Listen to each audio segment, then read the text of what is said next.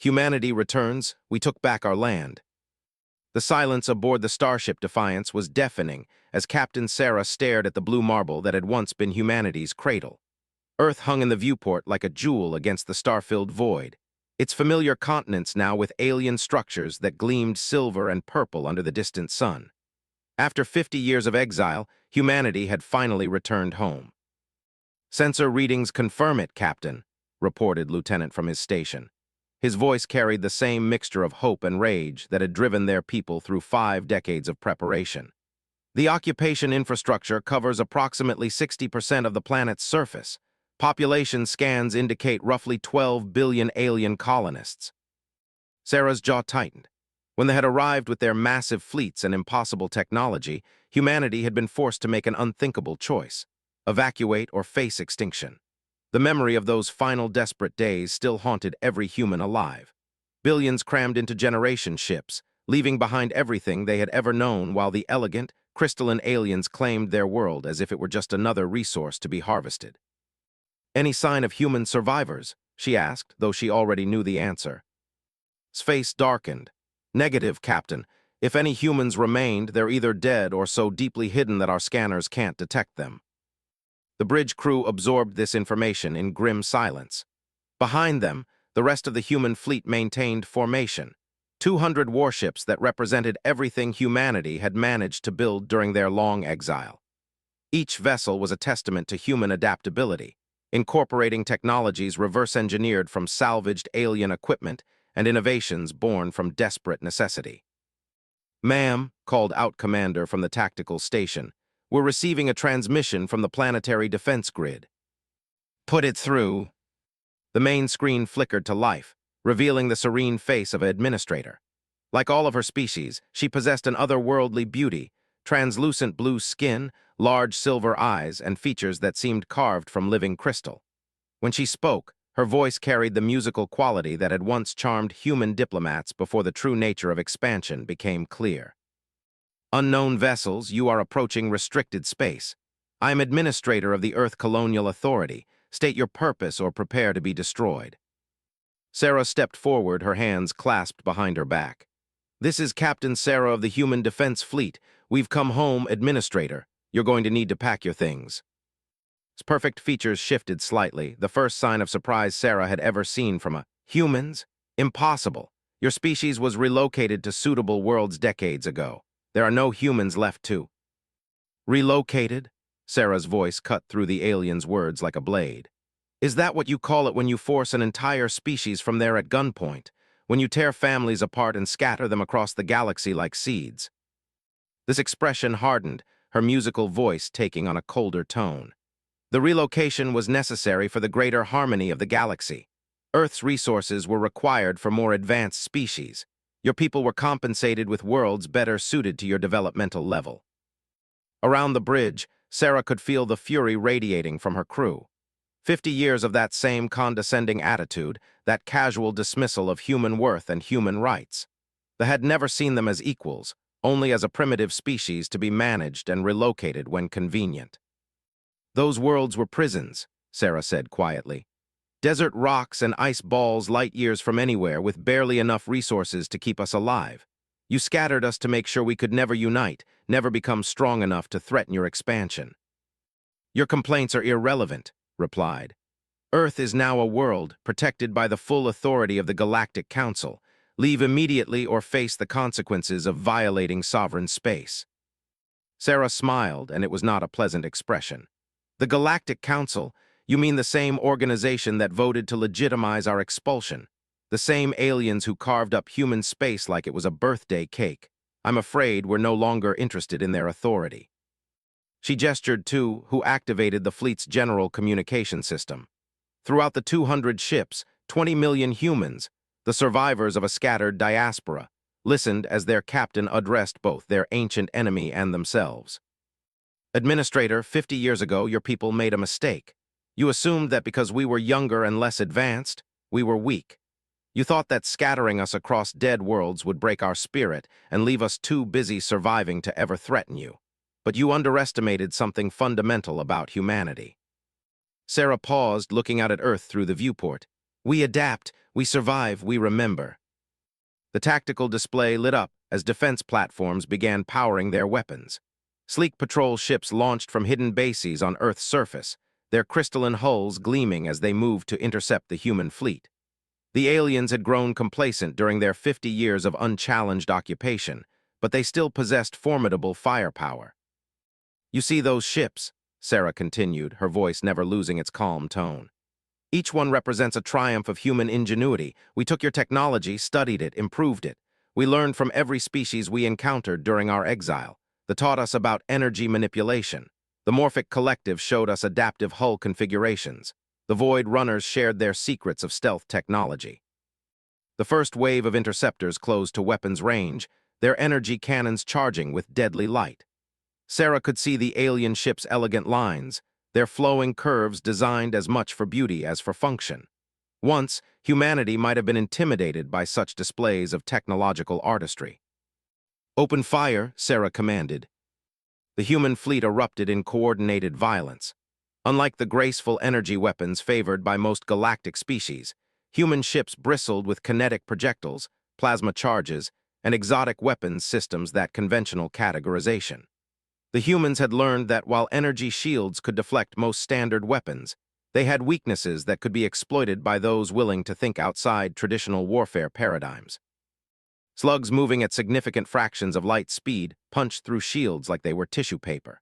Plasma torpedoes detonated in cascading chains that overwhelmed defensive systems through sheer volume. And scattered among the conventional weapons were stranger things: reality distortion fields that caused enemy ships to experience different rates of time, swarms that ate through hulls at the molecular level, and weapons that attacked the quantum foundations of matter itself. The first wave of defenders died in minutes. How? The musical voice had become a harsh discord of shock and disbelief. "Your technology was centuries behind ours. These weapons shouldn't be possible for your species." "That's where you made your second mistake," Sarah replied as she watched more ships launching from Earth's surface. "You assumed that our level of advancement was fixed, that we would always remain the primitive species you first encountered. But humans don't stay still, Administrator. We learn, we grow, and we get angry." The second wave of defenders met a similar fate, though they managed to inflict some damage on the human fleet.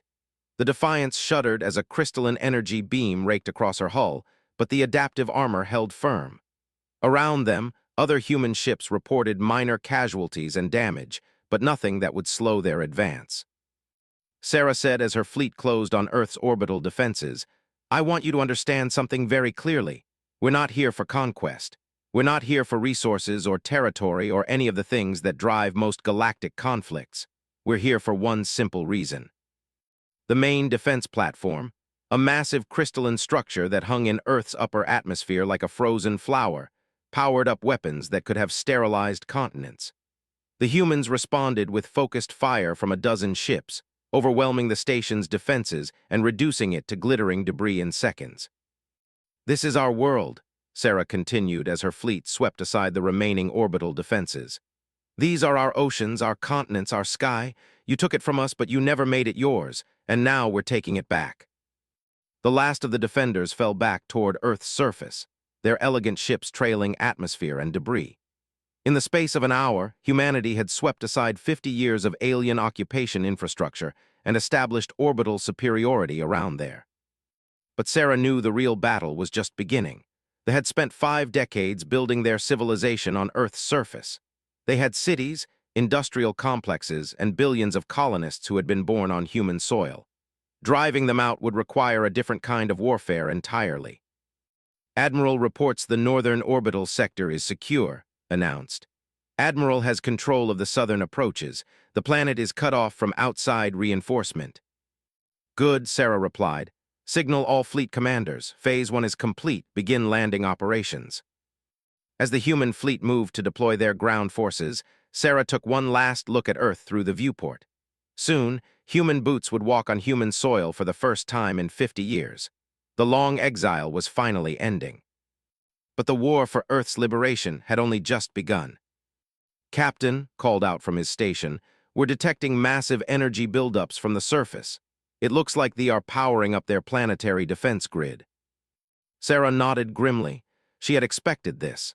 The aliens wouldn't give up Earth without a fight, and they had 50 years to prepare their defenses.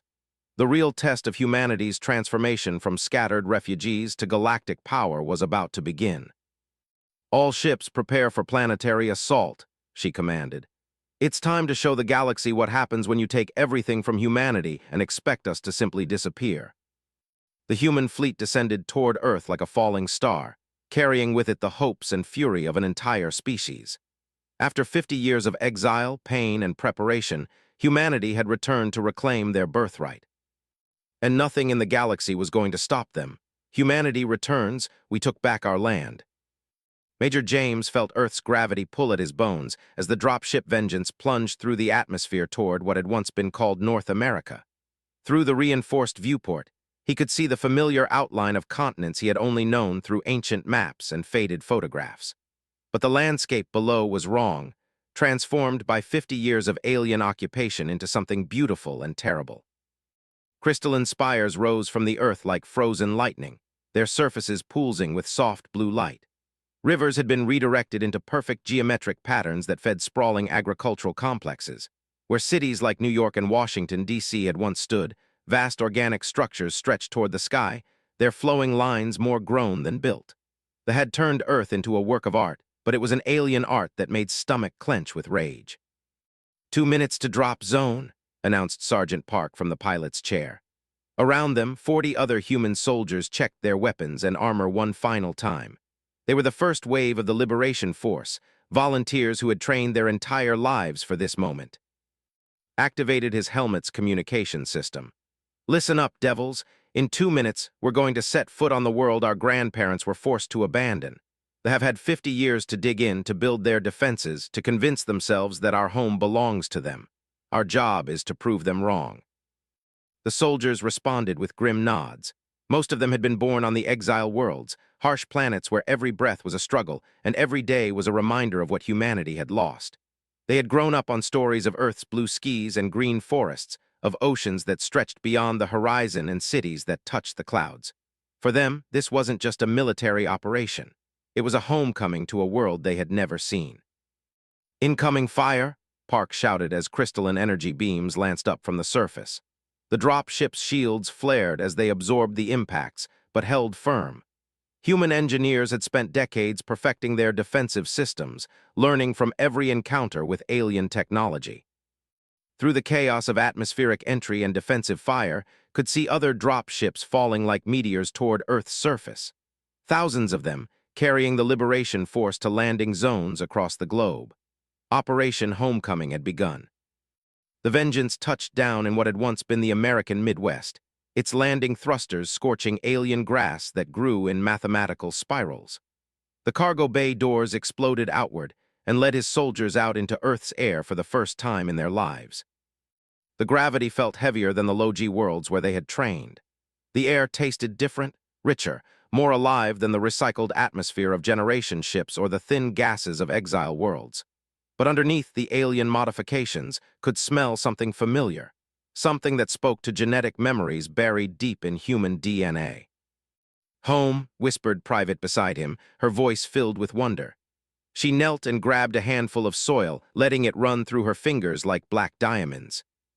"Contact front," Sergeant Martinez called out, shattering the moment of reverence. Across the alien landscape, defenders were emerging from concealed positions. Their weapons were works of art, crystalline rifles that fired concentrated light, elegant devices that looked more like musical instruments than tools of war. But the humans had learned long ago that beautiful weapons could kill just as effectively as ugly ones. "Weapons free," commanded. "Show them what 50 years of human innovation looks like." The Liberation Devils opened fire with a coordinated fury that would have shocked the gentle of 5 decades ago. Human weapons had evolved during the exile years, becoming harder, meaner, more efficient. Pulse rifles that could punch through energy shields. Plasma grenades that created miniature suns. Adaptive ammunition that changed its properties based on target composition. The first line of defenders fell back in confusion.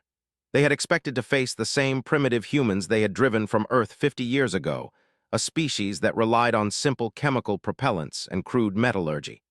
Instead, They faced an enemy that had been forged in the fires of desperation and exile. "Advance by squads," ordered as his soldiers pushed forward. "Remember your training. These aren't the same who conquered Earth. These are colonists who never faced real resistance." It was true. The who had driven humanity from Earth had been warriors and conquerors, battle-tested and ruthless. But the aliens currently defending the planet were mostly civilians, artists, scientists, administrators who had been born into the peaceful occupation. They fought with elegance and precision, but they lacked the savage desperation that had been burned into every human soul during the long exile. The human advance cut through positions like a knife through silk, watched his soldiers move with practiced efficiency, using terrain and cover in ways the aliens couldn't match. They had grown soft during their 50 years of unchallenged rule, while humanity had spent those same decades learning to fight for their very survival. "Major," came a voice through his comm system. "This is Captain with the 2nd Liberation Battalion. We've secured the agricultural complex and are pushing toward the primary settlement.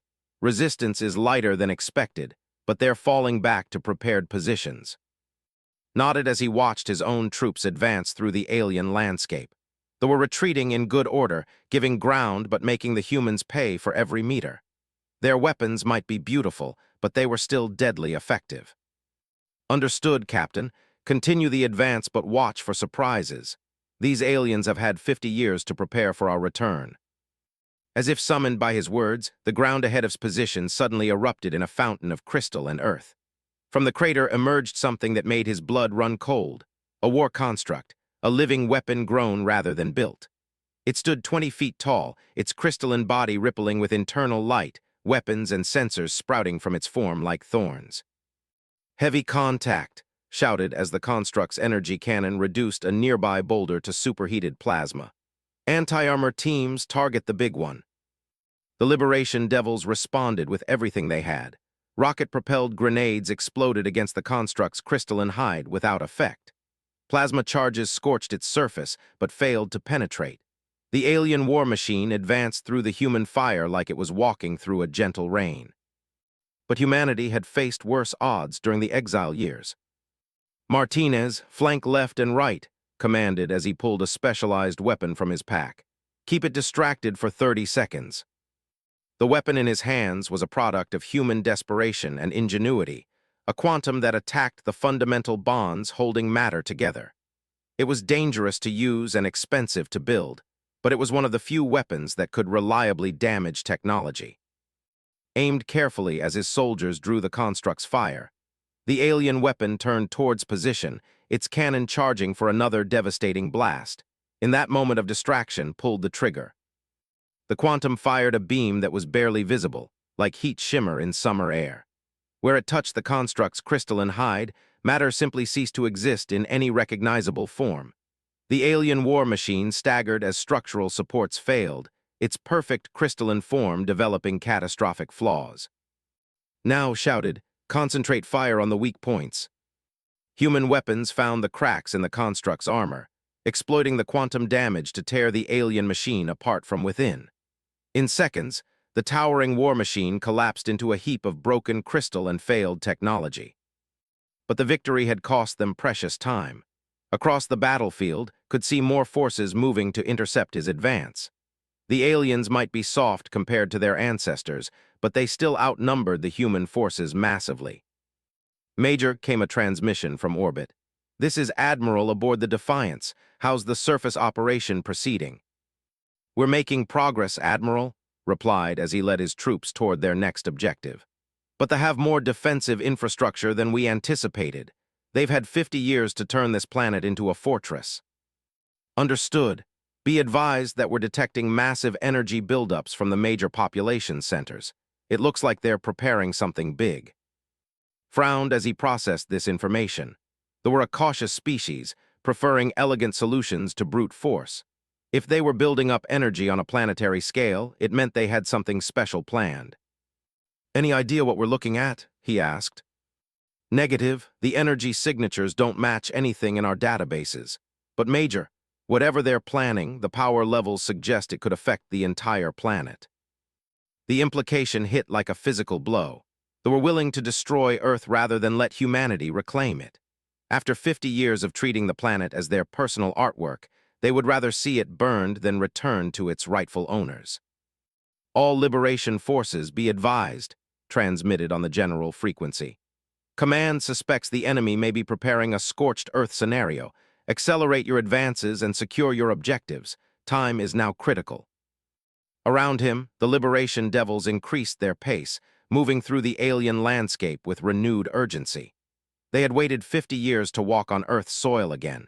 They would not let deny them their birthright through spite and destruction. The alien settlement ahead was a work of art, crystalline buildings that grew from the earth like flowers, connected by bridges that seemed to be made of solid light. But to and his soldiers, it represented something else entirely. It was a cancer that had grown on human soil, a beautiful poison that had to be cut out. "Remember your training," he called to his troops as they approached the settlement's defensive perimeter. "These buildings may look fragile, but architecture is tougher than it appears. Use your heavy weapons and watch for automated defenses." The battle for the settlement was fierce but brief. The defenders fought with the desperation of people defending their homes, but they lacked the tactical experience of the human liberators. Within hours, the liberation devils had fought their way to the settlement's central spire. Stood at the base of the towering structure, looking up at its impossible curves and flowing lines. Somewhere inside, civilians were huddled in fear, wondering if the humans would show them the same mercy they had shown humanity 50 years ago. But revenge was not the goal, liberation was. "This is major to all human forces," he transmitted. "We've secured the primary settlement in Sector 7, beginning evacuation of civilians. Let's show the galaxy that humanity fights with honor, even when our enemies have not." As his soldiers began the careful process of clearing the alien structure, allowed himself a moment of satisfaction. The liberation devils had proven that humanity could not only return to Earth, but could fight for it with skill and courage. The long exile was finally coming to an end. But even as he savored the moment of victory, couldn't shake the feeling that the real battle was yet to come. They had one more card to play, and from the energy readings Admiral had reported, it was going to be their deadliest yet. Earth was coming home to humanity.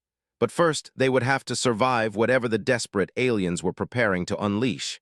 Humanity returns, we took back our land. Doctor had never seen anything like the readings flowing across her screens aboard the research vessel Prometheus. The quantum sensors were detecting energy patterns that every law of physics she understood, emanating from deep beneath Earth's surface. After 18 hours of continuous monitoring, the impossible readings were driving her to the edge of exhaustion and fear. "Captain," she called to Commander Torres, who was reviewing tactical reports from the surface operations. "You need to see this immediately. They aren't just building up energy, they're doing something to the planet itself." Torres abandoned his tactical displays and moved to station. The veteran commander had fought in 3 separate conflicts during humanity's exile, but even he looked shaken by what the sensors were revealing. "Explain it to me in simple terms, Doctor," he said quietly. "What exactly are those alien bastards doing to our world?" Manipulated her holographic display, showing a cross-section of Earth's structure. Deep beneath the continents, massive crystalline formations pulsed with alien energy, their patterns spreading through the planet's crust like a viral infection. "They've been building this for decades," she said, her voice tight with controlled panic. "Crystalline matrices integrated into Earth's geological structure. The energy signatures suggest they're attempting to destabilize the planetary core itself." Torres felt the blood drain from his face. "Destabilize the core? What would that accomplish?" "Complete planetary destruction," replied bluntly. "If they succeed in triggering a core cascade, Earth will tear itself apart from the inside. No human, no life of any kind would survive. They're willing to commit planetary suicide rather than surrender our world." The communication system crackled to life with Admiral's voice from the fleet flagship. "All vessels were detecting massive seismic activity. Major reports that the ground operations are being hampered by increasing volcanic activity. Doctor, what's your analysis?" Leaned into her microphone, fighting to keep her voice steady. "Admiral, they have constructed what I can only describe as a planetary kill switch. They're using their crystalline technology to artificially induce geological instability. Based on the energy patterns, I estimate we have less than 6 hours before the process becomes irreversible. The silence that followed was deafening. Across the human fleet, 20 million exiles absorbed the horrifying reality that there might be destroyed just as they had returned to reclaim it. Options, Doctor. Admiral's voice cut through the silence like a blade. The crystalline matrices are located at 12 primary nodes scattered across the planet, replied, calling up a global map marked with pulsing red indicators. If we can destroy enough of them, say 8 or 9, we might be able to disrupt the cascade effect. But the nodes are heavily defended and located in the deepest settlements. What kind of firepower would we need to destroy them? Ran rapid calculations on her quantum processor. The results made her stomach clench. Admiral, the matrices are integrated into the planetary crust. Destroying them would require weapons that could penetrate hundreds of kilometers underground. We're talking about firepower levels that could crack continents. On Earth's surface, Major received the transmission and felt his world shift beneath his feet, literally and figuratively. The ground around the captured settlement was trembling with increasing intensity, and in the distance, he could see the glow of active volcanoes that had been dormant for millions of years. All ground forces, this is command. Admiral's voice reached every human soldier on the planet. We have a situation. They have rigged our world to self-destruct. Doctor will transmit coordinates for 12 critical targets. These sites must be destroyed within the next 5 hours or Earth dies. Felt the weight of impossible responsibility settle on his shoulders. Around him, the Liberation Devils checked their equipment with grim determination. They had not come this far, fought this hard, to watch their burn. Martinez, gather the squad leaders, commanded. We're about to attempt the most dangerous mission in human history. As his soldiers assembled, studied the tactical data flowing in from orbit. The nearest crystalline node was buried beneath the largest city on the continent, a sprawling metropolis of impossible beauty that housed nearly 1 million alien colonists. The target is 200 kilometers underground, he explained to his troops. Conventional weapons won't reach it. We'll need to use the quantum charges, all of them. Sergeant Park whistled low. Sir, those charges are experimental. The blast yield is uncertain and the quantum effects could be unpredictable. I understand the risks, Sergeant, replied. But if we fail, there won't be an Earth left to worry about. Above them, the human fleet was repositioning to attack the crystalline nodes that could be reached from orbit. The massive battleship Retribution aligned her primary cannons with a node located beneath the Arctic ice sheet, while the carrier Vindication launched specialized penetrator munitions toward a target in what had once been called Asia. Admiral stood on the bridge of the Defiance, watching her fleet prepare for the most critical battle in human history. They had superior firepower and tactical advantages, but they were fighting against time and the fundamental structure of their own world. Doctor, she called to the science vessel, any luck finding a way to disrupt the cascade without destroying the nodes directly? The reply came back heavy with defeat. Negative, Admiral. The technology is too sophisticated. The only way to stop the process is through brute force destruction of the control matrices. Nodded grimly. Sometimes brute force was the most honest solution to a complex problem. All ships commence bombardment, she commanded. Target the crystalline nodes and fire everything we have. Human fleet opened up with a coordinated barrage that lit up Earth's atmosphere like a second dawn. Kinetic projectiles moving at relativistic speeds punched through the planet's crust, seeking the alien matrices buried far below. Plasma charges detonated deep underground, their energy channeled by specially designed penetrator warheads, and scattered among the conventional weapons were humanity's most exotic creations, reality-warping charges that attacked the quantum foundations of matter itself. The results were immediate and terrifying. Massive earthquakes rippled across Earth's surface as the orbital bombardment struck home. Mountain ranges shifted, seas boiled, and the aurora blazed across skies turned blood-red by atmospheric disturbance. Node 7 is destroyed, reported Commander from her sensor station. Node 3 shows structural damage but is still functional. Node 12 is gone. The quantum charges worked better than expected. On the surface, led his soldiers through a world gone mad. The beautiful city they were approaching was crumbling as the underground explosions destabilized its crystalline foundations. Alien civilians fled in panic through streets that bucked and heaved like living things. "Keep moving," shouted over the roar of collapsing architecture. "The node is directly beneath the central spire." The Liberation Devils fought their way through chaos that description. Buildings made of living crystal were shattering into millions of fragments, creating deadly storms of razor-sharp debris. The geometric perfection of urban planning was collapsing into rubble and ruin. But as they approached their target, saw something that made him pause. A group of young civilians, barely adults by their species' standards, were trapped beneath a collapsed bridge. Their musical voices called out in fear and pain, speaking in their native language but somehow conveying universal distress. "Sir," Sergeant Martinez called, gesturing toward the trapped aliens. "Orders." Looked at the aliens, then at his mission timer. They had less than 3 hours to plant the charges and escape before the node detonated. Every second they delayed increased the risk of planetary destruction. But these were not the warriors who had driven humanity from Earth 50 years ago. They were children who had been born on this world, who knew no other home. "Park, help me get them out," commanded. "Martinez, take the rest of the squad and scout the target site." His soldiers moved without question, using their enhanced strength and cutting tools to free the trapped. The young aliens stared in wonder at their human rescuers, unable to comprehend why their supposed enemies would risk precious time to save them. "Why?" one of them asked in broken English, her crystalline features streaked with tears that refracted the chaotic light around them. Helped her to her feet, steadying her as another earthquake shook the dying city. "Because that's what makes us human," he said simply. "We don't kill innocents, even when we're fighting for our lives." The freed fled toward the city's outskirts, joining the massive refugee stream of aliens evacuating the combat zone. Watched them go, then turned his attention back to the mission that would determine Earth's fate. The central spire stretched toward the sky like a frozen scream, its crystalline structure pulsing with deep underground energies. As and his remaining soldiers approached the base of the tower, they could feel the quantum charges in their packs responding to the proximity of the alien matrix.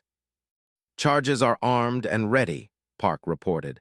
"But sir, the energy readings from the node are increasing if the matrix achieves full activation before we can destroy it." "Then Earth dies," finished. "I understand, Sergeant, let's not let that happen." They descended into the spire's foundation through maintenance shafts designed for alien physiology, their equipment barely fitting through passages meant for workers. The temperature rose steadily as they went deeper, and the quantum sensors on their gear screamed warnings about dangerous energy levels. Finally, they reached the chamber that housed the crystalline node. It was beautiful in a way that transcended species, a perfect geometric pattern of living crystal that pulsed with energies drawn from Earth's molten core. Around the main matrix, smaller crystals grew like flowers, each one a work of art that had taken decades to cultivate. And it was all devoted to destroying the world that had nurtured it. "Plant the charges," ordered, his voice echoing in the vast underground chamber. "Full saturation pattern, we get one chance at this." As his soldiers positioned the quantum explosives around the alien matrix, received updates from the orbital forces. 7 nodes had been successfully destroyed, 2 were critically damaged, and 3 remained fully operational. Earth's geological stability was hanging by a thread. "Charges placed and armed," Martinez reported. "We've got 15 minutes to reach minimum safe distance." Nodded and activated his communication system. "Command, this is. Node 11 is rigged for destruction. Beginning evacuation sequence." As they climbed back through the collapsing spire, could feel the planet trembling beneath his feet. Earth was dying by inches, its geological systems pushed beyond their limits by alien interference and human countermeasures. But they were so close to victory, so close to bringing their world home. The explosion, when it came, was unlike anything had ever experienced. The quantum charges didn't just destroy the crystalline matrix. They erased it from reality itself, leaving a spherical void in the Earth that physics and logic. The shockwave that followed collapsed the remaining city and sent seismic tremors racing across the continent. "Node 11 destroyed," came the report from orbit. "That's 9 down, 3 to go, but Admiral, the planetary stress levels are approaching critical thresholds." Admiral felt the weight of her species' future pressing down on her as she studied the tactical displays. They had minutes, maybe hours, before Earth's geological systems collapsed entirely. But the remaining crystalline nodes were the most heavily defended, buried beneath the oldest and largest settlements. "All ships concentrate fire on the remaining targets," she commanded. "Everything we have, hold nothing back." The final bombardment lit up Earth's sky like the end of the world. Human ships poured their remaining ammunition into the planet's crust, seeking the alien machines that threatened to tear there apart. Massive explosions bloomed beneath continents, reshaping geography with raw force and desperate determination. When the last shot was fired and the smoke began to clear, Doctor's sensors painted a picture of a world transformed. The crystalline network had been shattered, its deadly purpose broken by human will and firepower. Earth's geological systems were damaged but stable, the crisis averted by the narrowest of margins. "All nodes destroyed," reported, her voice thick with exhaustion and relief. "The cascade effect has been neutralized, Earth is safe." Across the fleet, 20 million humans celebrated their homecoming with tears of joy and shouts of triumph. They had returned to reclaim their birthright, faced the ultimate threat to their world, and emerged victorious against impossible odds. On the surface, Major stood among the ruins of the city and watched alien refugees streaming toward evacuation points established by human forces. The war was over, the threat neutralized, but the real work was just beginning. Earth was home again, but it would take years to heal the wounds left by 50 years of occupation and the desperate battle for liberation. Humans would have to find a way to coexist on the world that both species now called home. As watched human dropships landing to begin the massive task of planetary reconstruction, he allowed himself a moment of quiet satisfaction. Humanity had proven something important during their long exile. They could adapt, they could survive, and when pushed to the brink, they could accomplish the impossible. Earth belonged to humanity once again, and this time they would never let anyone take it away.